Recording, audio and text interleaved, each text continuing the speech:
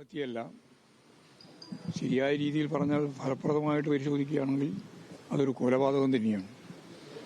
പറഞ്ഞിട്ടാണ് ഞാൻ മരിക്കും, എനിക്ക് ആത്മഹത്യ ചെയ്യേണ്ടി വരും എന്ന് പറഞ്ഞിട്ടും ഈ 75 ലക്ഷം ഉറുപ്പികയുടെ ഒരു ഭാഗം പോലും തിരിച്ചു കൊടുക്കാൻ തയ്യാറായില്ല എന്നുള്ളതാണ് അതിലേറ്റവും ഗൗരവമുള്ള പ്രശ്നം. ഇതൊരു സഹകരണ പ്രസ്ഥാനം എന്ന രീതിയിൽ ലേബർ കോൺട്രാക്ട് സൊസൈറ്റി എന്നെല്ലാം പറയുമ്പോൾ നമ്മൾ ഊരാളുകളിലല്ലേ ഒക്കെയല്ലേ നമ്മൾ ഓർമ്മിക്കുക. അതിൻ്റെ പേരുപയോഗിച്ച് പണം സമ്പാദിക്കുകയാണ് ചെയ്തത്. വലിയ തട്ടിപ്പാണ് നടന്നിട്ടുള്ളത്. സഹകരണ പ്രസ്ഥാനത്തിന്റെ പേരിൽ നടത്തിയിട്ടുള്ള തട്ടിപ്പ്. അതിൽ ലീഗിന്റെ ഉന്നത നേതാക്കന്മാരുൾപ്പെടെയാണ് നിക്ഷേപ സമാഹരണത്തിന്റെ ഉദ്ഘാടന പരിപാടിയിൽ പങ്കെടുത്തത്. അതിന്റെ സഹകരണ സംഘത്തിന്റെ ഉദ്ഘാടനത്തിന്റെ ഘട്ടത്തിലും അവർ തന്നെയാണ് പങ്കെടുത്തത്. ഇങ്ങനെ ഏറ്റവും പ്രമുഖരായ ആളുകളെ അണിനിരത്തി ജനങ്ങളെ വിശ്വാസത്തിൽ കൃത്യമായിട്ട് കാര്യം തിരിച്ചു കിട്ടും എന്ന ഒരു വിശ്വാസം ജനിപ്പിച്ച് വലിയ കൊള്ളയാണ് യഥാർത്ഥത്തിൽ നടന്നിട്ടുള്ളത്. ഈ കൊലപാതകത്തിലേക്ക് എത്തിയതുകൊണ്ടാണ് നമുക്ക് ഇപ്പോൾ ഈ വാർത്ത പുറത്തു വന്നത്. നിരവധി ആളുകൾക്ക് ഇത് ഒന്നോ രണ്ടോ ആൾക്കല്ല, നിരവധി ആളുകൾക്ക് ഇതുപോലെ ലക്ഷക്കണക്കിന് ഉറുപ്പിക കൊടുക്കാൻ ഇപ്പോൾ നിൽക്കുകയാണ്. അത് ഏതാണ്ട് തകരുന്ന നിലയിലേക്ക് കാര്യങ്ങൾ എത്തിയിരിക്കുകയാണ്. ആളുകളൊക്കെ രോഷാകുലരായിട്ടുള്ള ഒരു അവസ്ഥയാണ് ഉള്ളത്. ഈ കടത്തനാട് ലേബർ കോൺട്രാക്ട് സൊസൈറ്റി എന്ന് പറഞ്ഞ് കോൺഗ്രസുകാരും ലീഗുകാരും ഉൾപ്പെടെ നടത്തിക്കൊണ്ടിരിക്കുന്ന ഈ പ്രധാനപ്പെട്ട സഹകരണ മേഖല പണസ്വരൂപണത്തിന് വേണ്ടി മാത്രം ഉപയോഗിക്കുകയും അവസാനം എല്ലാവരെയും, നിക്ഷേപകരെയും അതുപോലെ തന്നെ മറ്റുള്ള എല്ലാ വിഭാഗത്തെയും വഞ്ചിക്കുകയും ചെയ്തിട്ടുള്ള ഒരു സാഹചര്യത്തിന്റെ ഭാഗമായിട്ടാണ് ഇപ്പോൾ ഈ ആത്മഹത്യ. യഥാർത്ഥ കൊലപാതകം തന്നെയാണ്. അതിനാവശ്യമായ നിലപാട് ഗവൺമെന്റ് സ്വീകരിക്കണം എന്നുള്ളതാണ് ചൂണ്ടിക്കാണിക്കുകയാണ്. ഇവിടെ നേരത്തെ ജില്ലാ സെക്രട്ടറി ഉൾപ്പെടെയുള്ള നേതാക്കന്മാർ സംസാരിച്ചിട്ടുണ്ട്. കൊലപാതകത്തിന് കേസെടുക്കണമെന്നാണ് അവർ ചൂണ്ടിക്കാണിച്ചിട്ടുള്ളത്. സഹകരണ വകുപ്പിന്റെ എല്ലാം ശ്രദ്ധയിൽപ്പെട്ടിട്ടുണ്ടാവും. കാരണം ഇത്രയും വലിയ തകർച്ചയിലേക്ക് നീങ്ങിയല്ലോ. പണമൊന്നും തിരിച്ചു കൊടുക്കാൻ കഴിയാത്ത രീതിയിൽ സഹകരണ പ്രസ്ഥാനം മാറിയല്ലോ. ചെയ്യാൻ പറ്റിയത് എങ്ങനെയാണെന്നുള്ളതൊരു ചോദ്യം. എങ്ങനെ തട്ടിപ്പ് കുറച്ചു കാലങ്ങളായി തുടങ്ങിയിട്ടുണ്ടാവുമല്ലോ. അതുണ്ടാവും. സഹകരണ മേഖലയുടെ അതെല്ലാം പുറത്തു കൊണ്ടുവരട്ടെ. അതെല്ലാം അന്വേഷിച്ച് ആവശ്യമായ നിലപാട് സ്വീകരിക്കണമെന്നാണ് ഈ സന്ദർഭത്തിൽ പറയാനുള്ളത്. നേരത്തെ കോൺഗ്രസിനും ഉത്തരവാദിത്തമുണ്ട്. കോൺഗ്രസിന്റെ DCC സെക്രട്ടറിയുടെ പേരിലാണ് പ്രധാനമായിട്ടും. DCC സെക്രട്ടറി ആണല്ലോ. അപ്പോൾ അദ്ദേഹം ഞാൻ നേരത്തെ പറഞ്ഞില്ലേ, കോൺഗ്രസിന്റെയും ലീഗിന്റെയും പ്രമുഖ നേതാക്കന്മാരെ അണിനിരത്തിക്കൊണ്ടാണ് ഈ നിക്ഷേപ സമാഹരണം ഉൾപ്പെടെയുള്ള പരിപാടികൾ സംഘടിപ്പിച്ചിട്ടുള്ളത്. സ്വാഭാവികമായിട്ടും രാഷ്ട്രീയ ഉത്തരവാദിത്വം ഇവർക്കില്ലേ? ആ ഉത്തരവാദിത്വം ഏറ്റെടുക്കണം. മാത്രമല്ല ഇത് സംബന്ധിച്ചുള്ള അന്വേഷണം നടത്തി ആവശ്യമായ നിലപാട് സ്വീകരിക്കണം, കേസെടുക്കണം. ആ രീതിയിൽ പ്രഖ്യാപനത്തില് സർക്കാർ ഒരു LDF സർക്കാർ വലിയ ഒരു സ്വപ്ന പദ്ധതിയായി കൊണ്ടുവന്ന ഒരു പദ്ധതി നോട്ടിഫിക്കേഷൻ പോലും റദ്ദാക്കിക്കൊണ്ടാണ് ഈ ഒരു അതിവേഗ റെയിൽ. അതിന് എങ്ങനെയാണ് ഇടതുപക്ഷം കാണുന്നത്? റെയിൽ എന്ന് പറയുന്നത് കേരളത്തിന്റെ ഒരു 10-25 വർഷക്കാലത്തെ അപ്പുറത്തേക്ക് വളർച്ച ചൂണ്ടിക്കാണിക്കുന്ന ഒന്നായിരുന്നു. തിരുവനന്തപുരത്ത് നിന്ന് ഏറ്റവും പ്രധാനപ്പെട്ട കേന്ദ്രം ചൂണ്ടിക്കാണിച്ചത് കാസർഗോഡാണല്ലോ.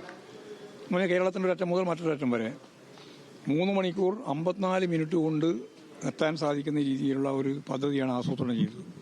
അതിൻ്റെ എല്ലാ പരിപാടികളും കൃത്യമായിട്ട് കൈകാര്യം ചെയ്ത് വന്നെയാണ്. അപ്പോൾ രാഷ്ട്രീയ കാരണങ്ങൾ കൊണ്ട് ഇതിനെ ഞങ്ങൾ അനുവദിക്കില്ല, ഒരു വികസനത്തിനെയും അനുവദിക്കില്ല എന്നുള്ള നിലപാടാണല്ലോ UDF എടുത്തത്.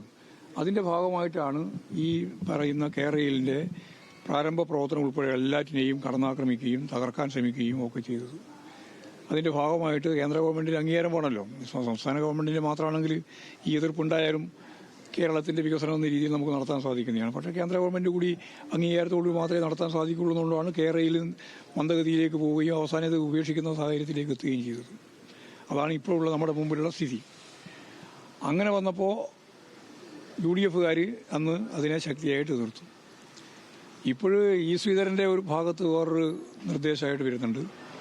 ഗവൺമെന്റ് തന്നെ ഈ രീതിയിലുള്ള ഒരു പരിപാടി പ്രഖ്യാപിക്കുകയും ചെയ്യുന്നുണ്ട്. സത്യം പറഞ്ഞാൽ കേരളത്തിലെ ജനങ്ങളോട് ഈ ഗവൺമെന്റ് മാപ്പ് പറയണം.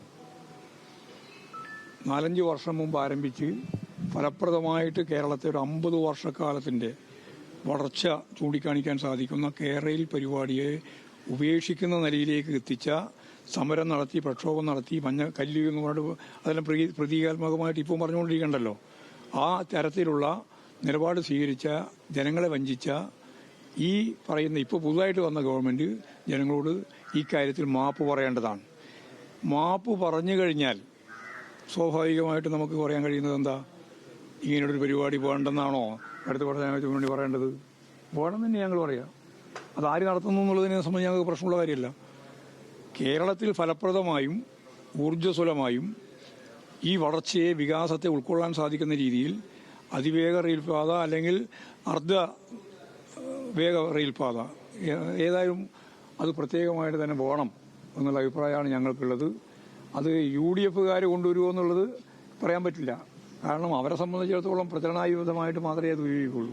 കാരണം അവർ വേണ്ടാന്ന് വെച്ച് സമരം നടത്തി എന്നിട്ട് നമ്മുടെ മാധ്യമങ്ങൾ നിങ്ങളെല്ലാം അത് UDF അധികാരത്തിൽ വന്ന ഉടനെ തന്നെ അത് ഞങ്ങൾ ക്യാൻസൽ ചെയ്തു എന്ന് പറയുമ്പോൾ എന്തൊരു ആഹ്ലാദ പ്രകടനമായിരുന്നു. ഇതിന്റെ അടിസ്ഥാനത്തിലാണ് ഈ ആഹ്ലാദ പ്രകടനം നിങ്ങളെല്ലാം പത്രത്തിലൊക്കെ കൊടുത്തത്. എന്തൊക്കെയാണ് കൊടുത്തത്, എന്തൊക്കെയാണ് നിങ്ങൾ എഴുതിയത്? അപ്പോൾ സ്വാഭാവികമായിട്ട് ഒറ്റ കാര്യമുള്ളൂ, കേരളത്തിന്റെ വളർച്ചയ്ക്ക് ആവശ്യമാണ് അതിവേഗ റെയിൽ. അതിപ്പോൾ ഞങ്ങളുടെ കാലത്തായില്ല എന്നുള്ളതുകൊണ്ട് ഇനി ഒരിക്കലും ആവാൻ പാടില്ല എന്നുള്ള നിലപാട് ഞങ്ങൾ സ്വീകരിക്കില്ല. അത് സൂക്ഷ്മമായിട്ട് പരിശോധിച്ച് ആവശ്യമായ പിന്തുണ നൽകുക ചെയ്യുക. അത് പക്ഷേ നിങ്ങളാണ് പരിശോധിക്കേണ്ടത് എന്തായിരിക്കും അതിൻ്റെ സ്ഥിതി എന്നൊക്കെ പരിശോധിക്കാൻ മാധ്യമ ശൃംഖലകൾക്കൊക്കെ അവകാശമുണ്ട്, അധികാരമുണ്ട്. നിങ്ങൾ ചെയ്യണം. ഞങ്ങളെ സംബന്ധിച്ചിടത്തോളം അമ്മാതിരിയുള്ള പരിപാടി ക്രിയാത്മകമായ പിന്തുണയാണ് ഞങ്ങളുടെ ഭാഗത്തുണ്ടാകുക. ശ്രീധരന്റെ പദ്ധതി സർക്കാർ ചർച്ചയ്ക്ക് പോലും തയ്യാറായിരുന്നില്ല. അല്ല, ഞങ്ങൾ തന്നെ പരിപാടി ഉണ്ടായില്ല. പിന്നെ ശ്രീധരന്റെ പരിപാടിക്ക് കൊണ്ട കാര്യം എന്തായിരുന്നു? ഞങ്ങൾ തന്നെ അന്ന് പരിപാടി വെച്ചതല്ലേ അതിലെ കയറിയില്ല. സർക്കാർ പറയുന്നത് പിന്നെ ഈ ശ്രീധരന്റെ പരിപാടി പോകേണ്ട കാര്യം എന്താ ഉള്ളത്? അതിന് പിന്തുണ നൽകാതെ ഇതിന് പിന്തുണ കൊടുക്കുമോ? ഗവൺമെന്റിന്റെ ഭാഗമായിട്ടല്ല എന്ന് അന്ന് തന്നെ വ്യക്തമാക്കപ്പെട്ടല്ലോ. അവർ കേന്ദ്ര ഗവൺമെന്റിനെ പറഞ്ഞല്ലോ ഞങ്ങൾ പരിപാടിയായിട്ട് ബന്ധപ്പെട്ടതല്ലാന്ന്. പിന്നെ എന്തിനാണ് അതുമായി ചർച്ച ചെയ്യേണ്ട കാര്യം? ഇടതുപക്ഷ ജനാധിപത്യ മുന്നണിക്ക് അവരുമായിട്ട് ചർച്ച ചെയ്യേണ്ട കാര്യം ഉണ്ടായിരുന്നില്ല. പക്ഷേ ഏത് പരിപാടിയായാലും ഞങ്ങൾ ഈ പദ്ധതി വേണം എന്നാണ് പറയുന്നത്. ഇപ്പോൾ സർക്കാർ പറയുന്നത് ഈ കേരളിന്റെ അത്ര തന്നെ ഭൂമി ഈ അതിവേഗ റെയിലിന് വേണ്ടി വരില്ല, അതുകൊണ്ട് ബുദ്ധിമുട്ടുണ്ടാകില്ല എന്നൊരു കാര്യമാണ് സർക്കാർ പറയുന്നത്. അതാണ് ഞാൻ പറഞ്ഞത്. സത്യം പറഞ്ഞാൽ കേരയിൽ പദ്ധതി വേണ്ടെന്ന് വെക്കുന്ന നിലപാട് സ്വീകരിച്ചത് അവരാണ്. അതിന് എന്തുകൊണ്ടാണ് എന്നുള്ള കാരണം അവർ പറയണം. അത് ഞാനതാ പറഞ്ഞത്, ജനങ്ങളോട് മാപ്പ് പറയണം. മാപ്പ് പറഞ്ഞതിന് ശേഷം ഞങ്ങൾ വീണ്ടും അതിനെ തുടരുന്നു എന്ന് പറഞ്ഞോട്ടെ പറയാം.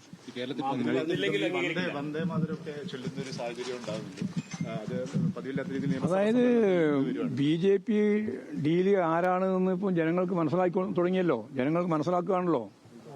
പച്ചയായിട്ട് BJPയുമായിട്ട് ബന്ധപ്പെട്ടുകൊണ്ടാണ് കാര്യങ്ങൾ മുഴുവൻ നിർവഹിച്ച് മുന്നോട്ടേക്ക് പോകുന്നത്.